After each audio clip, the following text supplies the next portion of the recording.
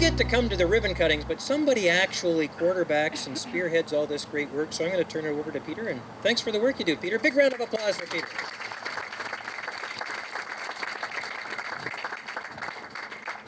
Thank you, Minister, and thank you, MPP Perusa, for being here today. We are so honored that you've joined us on this second largest site, solar rooftop site in Ontario.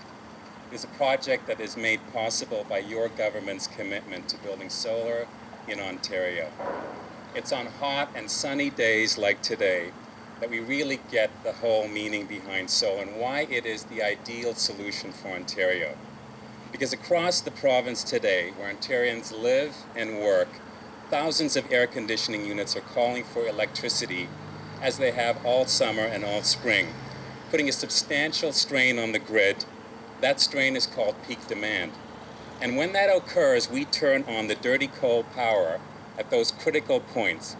Those points when the need is more than the base load that nuclear and hydro can provide.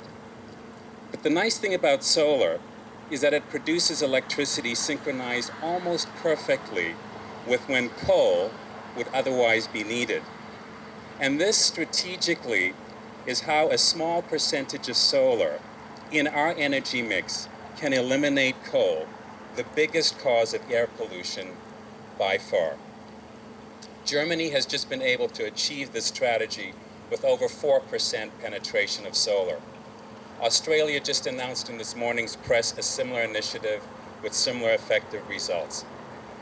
Our company, Solar Power Network, specializes in the transformation of rooftops, like this one, idle rooftops into sources of green electricity and green energy. Our business is about supporting the government's 2014 coal elimination initiative by accumulating and generating clean electricity across many buildings like Jamieson's, with SPN providing enough solar to shut down one of those 6 large coal units. Jamieson's 630 kilowatts of capacity, for example, is annually offsetting over 9 hours of operation at one time every year on this one coal power plant. And when you add in the 4 other sites that SPN has completed in Windsor, PM Plastics, Arlen Tools, Lakeshore Cinemas, and Plaza Ontario, with up to 1.5 megawatts of capacity now complete, in combination offsetting more than 24 hours each year of coal-fired generation. And when we think beyond that, in 2012, we have another 8 megawatts coming on stream. The rollout has only just begun. But the continued development of solar power in Ontario is dependent on the feed-in tariff. The feed-in tariff passes on the expense of building renewable energy, that cost onto consumers through the energy bill to the tune of about $3 per household per month, growing to somewhere between $7 and $10 a month. What most people don't realize, though, is that the alternative, nuclear and coal, are also subsidized. And when you consider the health and the environmental effects and how that impacts Ontario tax dollars, the true cost of coal-fired status quo in Ontario is approximately $17 a month, compared to what is expected to be about $10 a month for renewables like solar. So it's a mistake to think of the feed-in tariff program simply as an environmental initiative.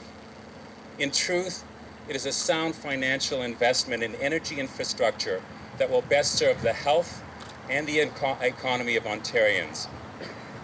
At a price of $3 growing to $10 a month versus $17, the alternative, we're building a compact, efficient, renewable energy base made up of sites just like this one, generating power locally at the point of need.